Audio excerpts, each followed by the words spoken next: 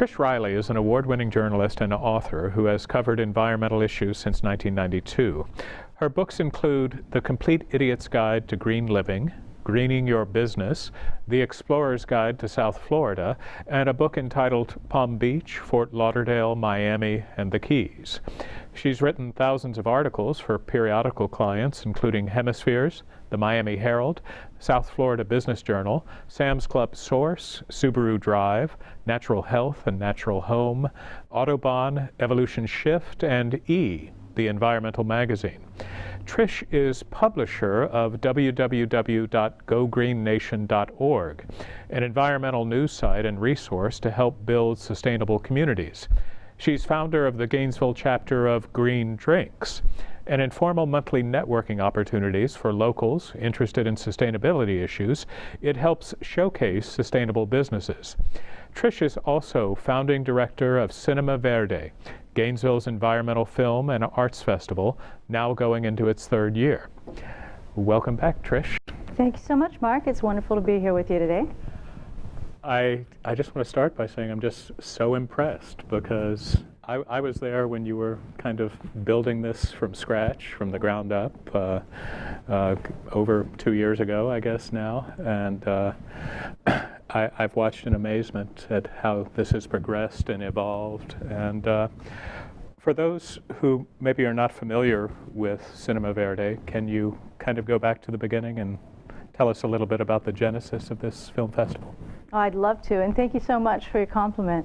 I'm just as excited about still being here, working on this project, and seeing it develop each year. We learn so much and streamline it and fine-tune it, and I'm very excited about our third annual festival that's coming up next month. We started, as you know, I have Go Green Nation. As you mentioned, I have Go Green Nation, which is a news resource, environmental news resource, and I started that to try to help build more sustainable communities.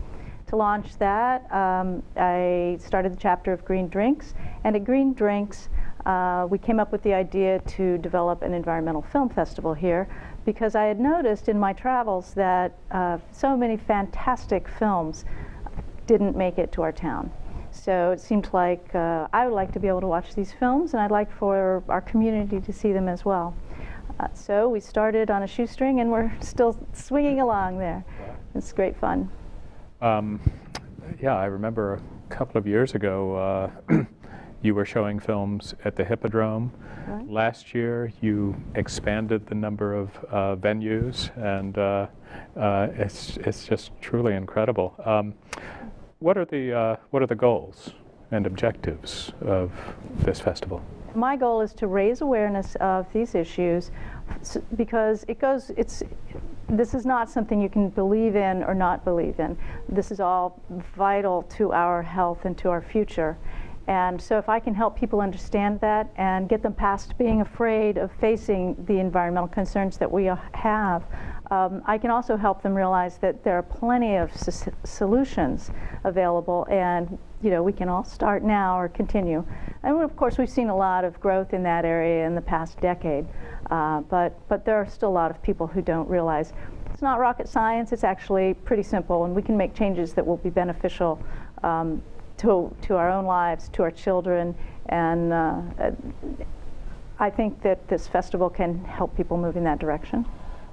How's it doing in that sense? Do you keep numbers on how many people you reached that first year, how many people you reached last year? We do. And the first year we reached just under 3,000. Last year we reached just over 3,000. But one thing I have noticed is that most of our patrons are people, it's sort of a core group, who already understand this and are thirsty for further information. What I'd really like is for those folks to bring their friends, and that's why the festival includes so many fun activities, so that there's something for everyone, and in the meantime they can learn this information as well. One thing that I wanted to highlight, because I work for Alachua County, I know that the Visitor and Convention Bureau, which administers the tourist development grants, I chatted with them today, and they informed me that you had had another very successful grant application. Can you tell us about your involvement with the VCB? Certainly, and I'd love to, and thanks for bringing that up, because we really appreciate the support from the county. And the city has been supportive as well in terms of in-kind assistance. I think that the county and the city are both aware that this festival has the potential to showcase Gainesville and Alachua County as an environmental treasure, and that is one of our goals. We have attention from all over the world, and we believe that as we go forward, we can continue to draw people into the community and give them the chance to see how lovely we are, and also give our community the chance to connect with the outside world. One thing that I always like to make clear whenever we're talking about dollars is where dollars come from. And I think the county is giving you a little bit over $30,000 in support of the marketing and public relations efforts. Important for the folks that live in Alachua County to know that that's kind of a gift from visitors to Alachua County. Yes. That money is funded out of the bed tax, not out of general fund property tax dollars. So it's an investment for the county. Exactly. Because they know that that we do have the potential to bring in, to add to that fund for other cultural events. I know other departments have been involved, particularly the first year when you were getting off the ground, but I think Chris Bird had involvement. Chris Bird, who's our Director of Environmental Protection, was involved last year as well, was he not? Chris, yes, he served on our board, which was very, very helpful. And of course, those connections are wonderful because there are so many resources available. You know, the county handles collecting our recycling from all of our events and participates in many ways. Different departments have booths at the fair. We have, this year it'll be a 2-day informational fair where environmental organizations and sustainable businesses are invited to come and connect with the public and let them know how they can make their lives, their businesses more sustainable. Well, good. Let's get into 2012, Cinema Verde 2012. When is it this year? Okay. The first 2 years, I held the festival in March, and I noticed last year that there were so many wonderful things going on here in our beautiful springtime that it made it difficult for our customers to decide what to do. Certainly difficult to decide I'm going to spend the next week going to 25 movies inside when we have that beautiful weather. So to get out of everyone else's way, we moved it back to February. So the festival will begin February 24th, which is a Friday night, and run through March 2nd, also a Friday. And I think one of the great advantages of that is that in February it's actually cold traditionally. This year's been a little odd, but you can count on it being warmer here than anywhere else in the country. So it is a nice opportunity for people from far away to come here, and we can give them something really pleasant to do. You mentioned to me before we started talking that you were going to announce the films, I think, at the end of this month, at the end of January. But just between you and I, can you tell me what the films are, or do you know yet? We have been receiving films for months, and we have a film submission process because we have a contest for high school students, college students, amateurs, and professionals. Is that local or national or international? There are different levels. The high schoolers, I believe, are national. And then college kids can be from anywhere, and so can amateur and professional submissions. And we, in fact, do have films from all over the world. And if you look at our website, you'll see there's a little globe showing that more than 274,000 visitors have been there since September. Really? And they're from all over the world too. And it tells you the cities. It blows my mind every time I look at it. And I keep asking the web person, did we get a good globe here, or could this possibly be true? But right. Well, congratulations on that. That's incredible. Can you give us a teaser of some films that you're considering, or is that inappropriate right now? I don't have a list here, but I have identified some films that I am especially interested in including in the festival, and have spoken with directors of several of those, and probably 8 to 10 of them would like to be able to come to the festival. if we show their films. And so that's a financial piece that we're working on now, trying to find specific support to bring these folks in. And I think that that is one of the most exciting elements of a film festival.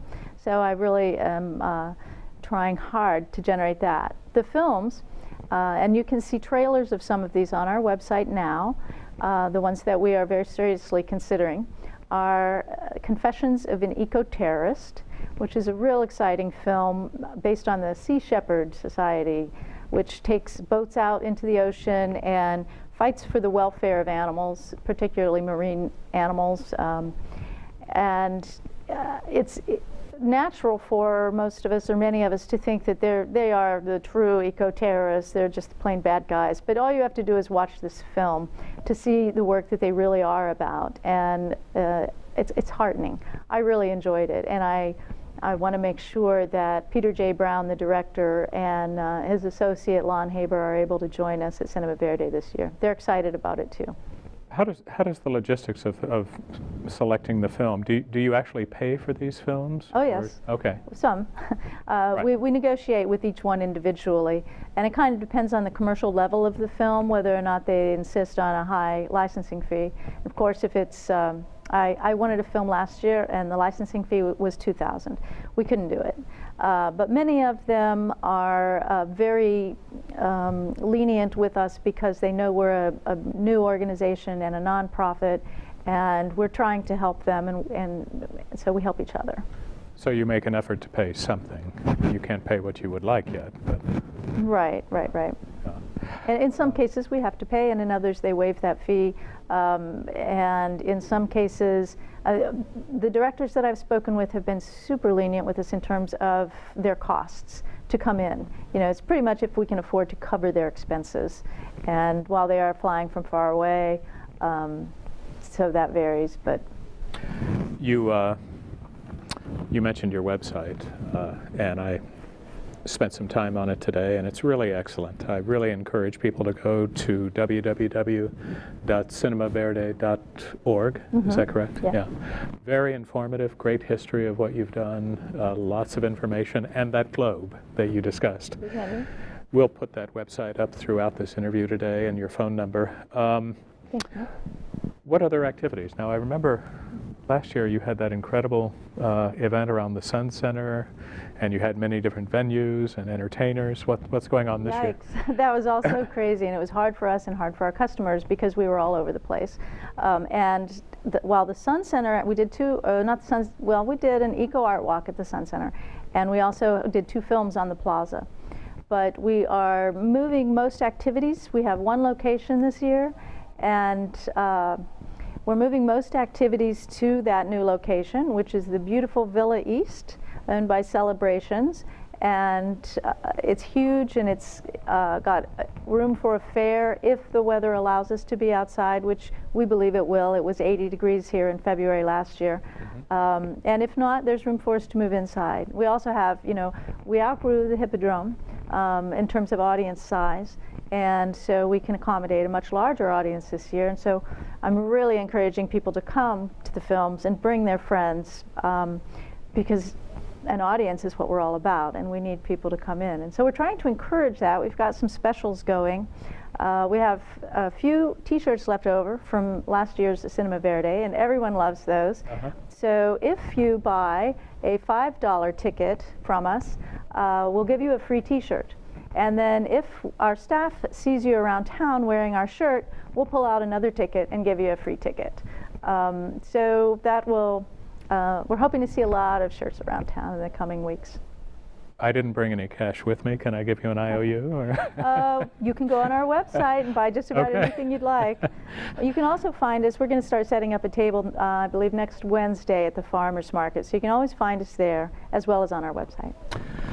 And will you be doing a gallery showing this year? Yes, an art we have. Show? Villa East has a beautiful gallery space, and we are again coordinating with Art Walk so that during Cinema Verde, the opening night of the festival, February 24th, will be Eco Art Walk, and that's also, being our opening night, we'll have a VIP opening reception early in the game, which will be an invitation only, or there will be a ticket fee, and then 8 o'clock. will open up to the public and be a part of Art Walk with our gallery, which will include some artwork from local artists. We're hoping to get, we've got some beautiful stuff from national artists, and we'll also have some submissions from local school kids who've participated. And that's where we'll have that display during the entire week. That sounds great. You know, one thing I liked last year, I tended to look for the films where I knew there was some sort of talk-back event afterwards.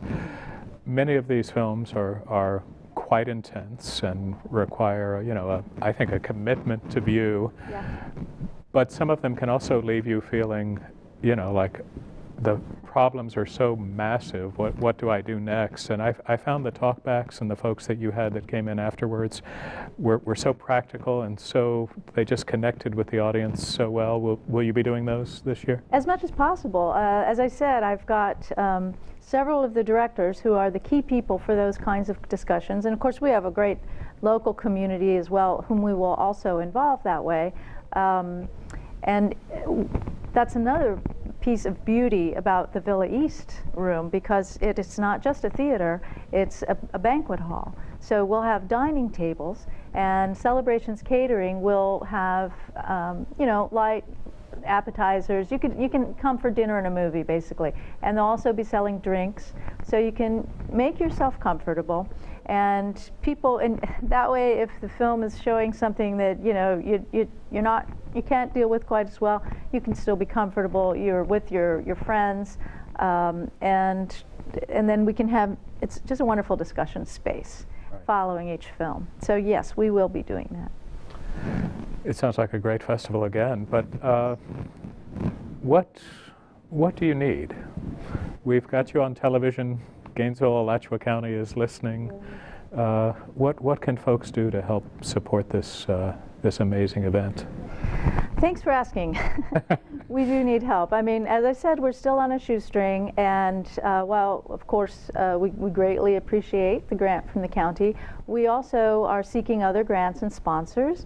And of course, full information on that is on our website. And I encourage people to call today for more information on that.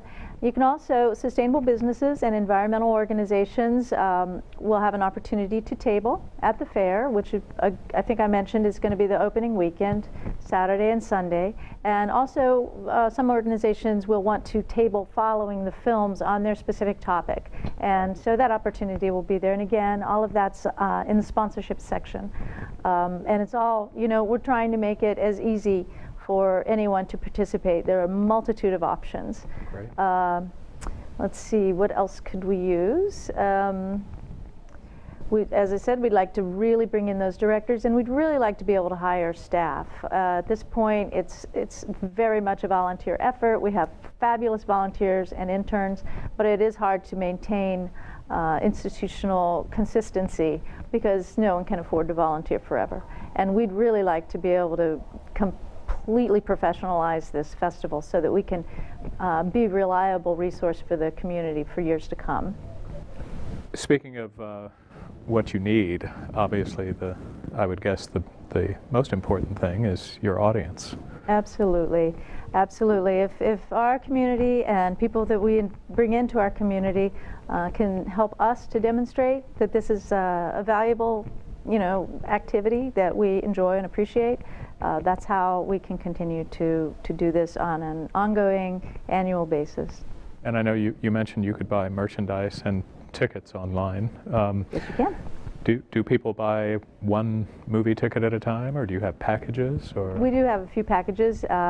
There's a VIP pass, and you can get a half-access pass for half the films and all the parties, which there will be the opening night party and an awards ceremony and wrap party at the end of the show.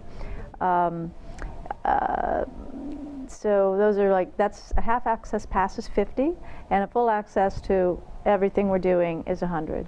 And a lot of people are buying these just as a means of demonstrating their support, and we really appreciate that. Of course, like I said, I don't think too many people make it to all of the films, but we do have a few who try, and I encourage everyone to do that. I mean, it's really hard to eliminate films from all of those that we've selected. Right. Originally, I was thinking this year I would have fewer films, but we're not going to do that because there are too many good ones. Do you have have you set in your mind a goal for what you would like the attendance to be this year? Or? We're saying upwards of 5,000 this year. Mm-hmm. I hope that we can make that. Yeah. I'd really appreciate it. I'd like to go beyond that. I mean, I was looking at Sarasota Film Festival the other day, which is in about its 12th or 13th year, and they had 45,000 people this year, or last year. Can we do that? Let's try. Yeah. Well, Alachua County would be the ideal place to do that. It's absolutely the perfect place for this kind of an environmental film festival, because Alachua County is unique in Florida. We've gone so far to protect our beautiful freshwater streams, springs, the gorgeous tree canopy that we have, and it's different from everywhere else in Florida. And when people think of Florida, they think of beaches. They don't think of canoeing or kayaking down a beautiful stream. So eco-tours is an important part of Cinema Verde. We do run those during the festival and encourage people who come to visit to get out and enjoy nature. I mean, it's really about celebrating nature, not being scared to death of the problems we have. Right. Now, actually, I failed to ask you about the eco-tours. Can you give us just a little bit on that? Where do they go? What do they do? Lars Anderson has been helping us organize tours for folks, and he works with pretty much all of the eco-tour providers around the area, and in fact all the way to both coasts in St. Augustine and Cedar Key. And I also like we have a lot of interesting animal sanctuary places around here. Single Vision is one that participated last year. They have a sanctuary for cats, including Bengal tigers and panthers, and I've brought them to our events, and we're hoping to see them at our fair as well. But you can go and visit them and see how they're cared for and learn a lot more about their plight in the world. And there are a few other animal sanctuary type places that we hope to visit. And some of our caves, the underground caves, provide a very unique element of North Central Florida that we like to showcase and introduce people to. And you'll have a calendar with all of these events and yes. how to get there and who will be involved. Mm-hmm. Before we leave the sponsors, and I don't want to put you on the spot by saying, can you remember every sponsor you have, but I know that's a critical part of this kind of thing being successful. Are there any major sponsors that you can tell us about? Sure, I'd love to, because the sponsors who are already on board for this year are those who for the most part have been with us since the beginning, and they're demonstrating to us that what we're doing is useful, and we appreciate that so much. Solar Impact has been a very helpful sponsor. The Dharma Foundation, which is run by Mr. Singer at the Temple of the Universe, also expresses great support for us. Many businesses provide in-kind services. We get printing from Alta Systems, Paris Leaf, Target Copy. Many restaurants provide food for our patrons. Plum Creek Foundation has just signed on for the first time as a sponsor, and we appreciate that support. There is a foundation called and I'll probably get this wrong, it has a complicated name, but the Coastal Heritage Fund of the Maine Community Foundation, I believe is the full name, and it has a connection with the Marin family, who have homes here in Gainesville and in Maine, and they've also been very supportive. I always hate to ask that kind of question because you're always afraid you leave someone out. And I'm sure I have. You've got great support though, but it's important for people to get involved, and local businesses are so integral in making this kind of thing happen. You know, the difficult thing for me is that I don't have staff, and I don't have a professional fundraiser or development person, which is the type of person that most businesses are used to dealing with. And so I don't even have time to get out there and request assistance that way. When I do have the chance, I find that people are thrilled for the opportunity to participate and want to be involved. but for the most part, those who are involved are those who have found out what we're doing and have come to us, and that makes my life, that helps me tremendously, and I really appreciate it. Oh, I forgot to mention a special element that's new this year for the fair. We're going to have a Green Vehicle Expo, and we just signed on our first green vehicle, which is a Kia. And so we haven't decided yet whether that's going to be the Saturday or Sunday or possibly both, but we'll have test drive opportunities for people to come down and check out different alternative vehicles. Will you be raffling one off? Or, Hey, that's a good idea. That's an excellent idea. I'll talk to those car dealers about that. Also, I wanted to say that Don Davis at Capital City Bank, which has also been a very true supporter, is hosting a reception for our past sponsors and people who are interested in sponsoring us. And that will be Monday the 30th of January at the Main Street Bank. So there will be information about that online. But it's just a reception at 5:30. People who are interested in sponsoring can come and learn more about us. Great. We've only got about a minute left, but tell me about Green Drinks. Folks that want to get involved in that kind of discussion about what's going on, how do you learn about that? Green Drinks is so fun, and I also post our meeting announcements on our website, gogreennation.org, and I usually put that up on Cinema Verde's page too, because they're all connected. But Green Drinks is an informal networking opportunity for people who are interested in sustainability issues, and we have individuals, citizens, and businesses who come together, network a little bit, and then those who wish to speak can talk to me about making arrangements to do that. And they'll take the floor for a few minutes and tell about their business or an activity they have planned. And we usually are co-sponsored by those speakers as well as local businesses, usually a restaurant will host, and we bounce around to different restaurants. Those who have some kind of sustainable innovation going on. Either they participate in recycling, they use compostables, they use local organic foods. I know most businesses today haven't completely converted to a fully sustainable plan, but if they're trying and they're learning about it, we want to support them. Well, thank you so much. Thank you for what you do, and look forward to the festival. Thank you so much, Mark. I do too.